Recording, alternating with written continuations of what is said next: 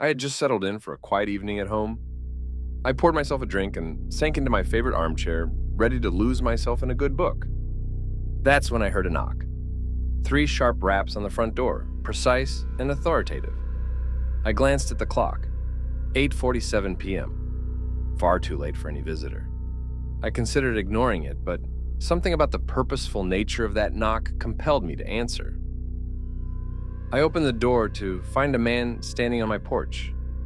He was tall and lean, dressed in an impeccably tailored charcoal suit that seemed to absorb the porch light.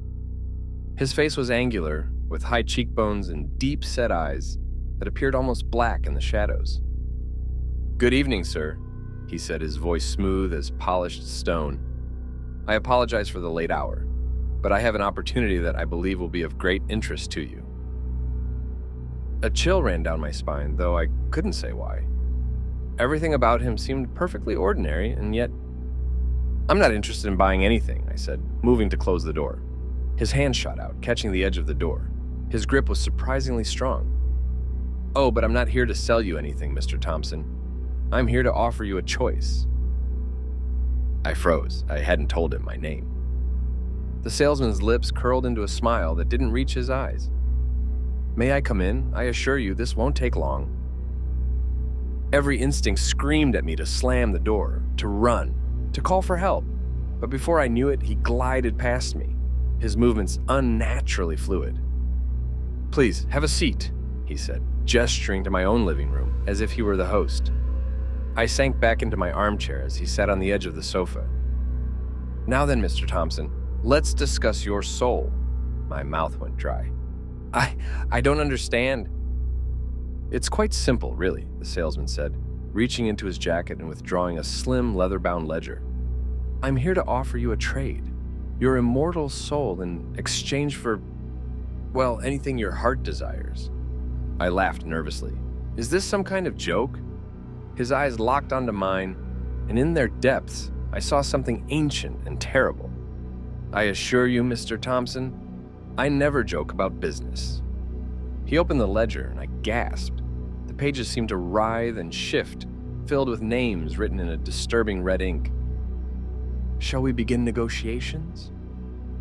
"This isn't real," I said, my voice barely above a whisper. "It can't be." The salesman sighed, a sound like wind whistling through a graveyard. "Denial is a common first reaction, Mr. Thompson.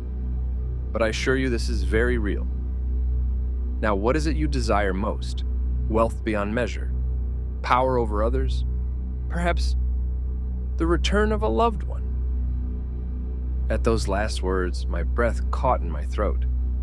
Memories of my brother, lost to an accident 5 years ago, flooded my mind. The salesman's eyes glittered, and I knew he had seen my reaction. "Ah, yes," he purred. "I can bring him back, you know, healthy and whole, as if he'd always been here. All it will cost you is one little signature." He produced a fountain pen from thin air, its barrel gleaming like polished bone. I found myself reaching for it, drawn by an impulse I couldn't explain. "Wait," I said, pulling my hand back. "How do I know this is real? That you can actually do what you claim?" The salesman's smile widened, revealing teeth that seemed just a bit too sharp. "An excellent question. A demonstration, perhaps?" He snapped his fingers, and the world around us shifted. The walls of my living room melted away, replaced by an endless expanse of swirling mist. Ghostly shapes moved within the fog. Human figures, I realized, with growing horror. "Welcome to the borderlands," the salesman said, gesturing to the eerie landscape. "The space between your world and, well, let's just say it's where souls await their final destination." A figure emerged from the mist, and I felt my heart stop. It was my brother, looking exactly as he had before the accident. He smiled at me, but his eyes were sad. "Hey, little bro," he said, his voice echoing strangely. "You shouldn't be here." The salesman cleared his throat. "As you can see, Mr. Thompson, I have access to powers beyond your comprehension. Your brother's soul is here, waiting. With a single signature, I can return him to the land of the living. A second chance at life. Isn't that worth any price?" Matt's expression turned to one of alarm. "Don't listen to him, Jake. Whatever he's offering, it's not worth it. You have to..." With another snap of the salesman's fingers, we were back in my living room. The sudden transition left me dizzy and disoriented. "Well," the salesman prompted, "have I sufficiently demonstrated my capabilities?" My mind reeled. Part of me still clung to disbelief, insisting this must be some elaborate hoax or hallucination. But deep down, I knew. I had seen my dead brother, had felt the chill of that otherworldly realm. This was real. He held out the pen again, his smile growing wider. "So, Mr. Thompson, do we have a deal?" I stared at the pen, my hand trembling as I reached for it. The chance to bring Matt back, to undo the tragedy that had torn our family apart, wasn't that worth any sacrifice? But as my fingers brushed the cool surface of the pen, I hesitated. Matt's warning echoed in my mind. What was I really giving up, and to whom? "Who? What are you, really?" I asked, my voice barely audible. The salesman's smile never wavered, but something dark and ancient stirred in the depths of his eyes. "I have many names, Mr. Thompson. In the end, does it really matter? I'm offering you everything you've ever wanted.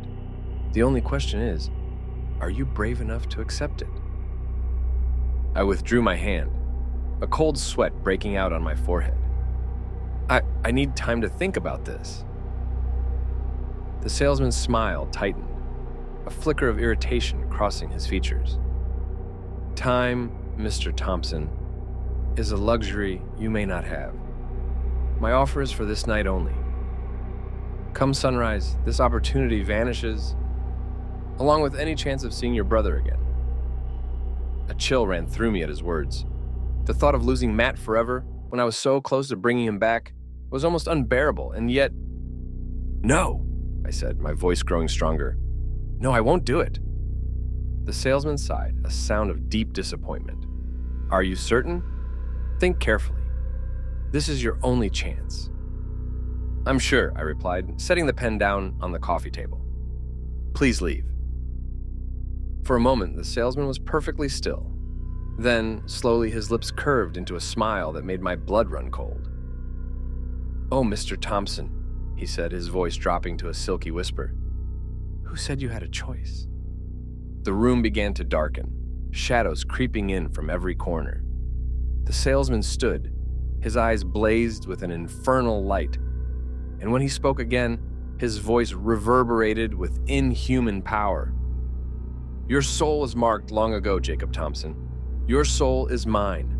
Whether you sign willingly or not, I will take what I came for." Panic surged through me. I leapt from my chair, trying to run, but my legs wouldn't move. I screamed, thrashing against the shadowy bonds that held me in place. This couldn't be happening. It was a nightmare. It had to be. But as the shadows closed in, I felt something stir deep within me. A warmth blossomed in my chest, spreading through my body like liquid fire. Without thinking, I grasped the small medallion I always wore around my neck. A gift from my grandmother years ago. What is this?" the salesman hissed, his voice a mixture of pain and confusion. His eyes narrowed, studying me with a new intensity. That's quite unexpected," he mused, the shadows slowly sifting back and returning the room back to its original countenance. "It seems I underestimated you, Mr. Thompson. Or perhaps I underestimated the power of your lineage." He straightened his suit, composing himself. Though he appeared human once more, I could still see the otherworldly menace lurking behind his eyes. "Very well, then," he said, his tone businesslike once more. "Are you sure about your decision? This protection may shield you for now, but remember, I have eternity to wait. One day you may find yourself wishing you had taken my offer." I clutched the medallion tighter, drawing strength from its warm glow. "I'm sure," I replied firmly. "My soul is my own, and it's not for sale. Not now, not ever." The salesman regarded me for a long moment, his expression unreadable. Then, with a slight nod, he turned toward the door. "As you wish, Mr. Thompson, but know this, our paths may cross again." And next time, you may not be so fortunate. Pausing, he added, "Oh, and Mr. Thompson, do try to sleep well. The nightmares, well, they'll pass, eventually."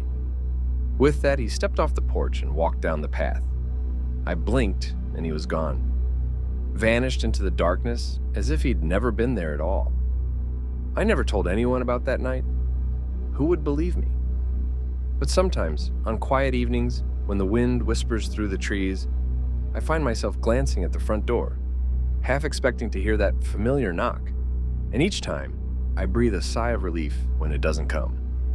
Because the next time, I might not be able to say no.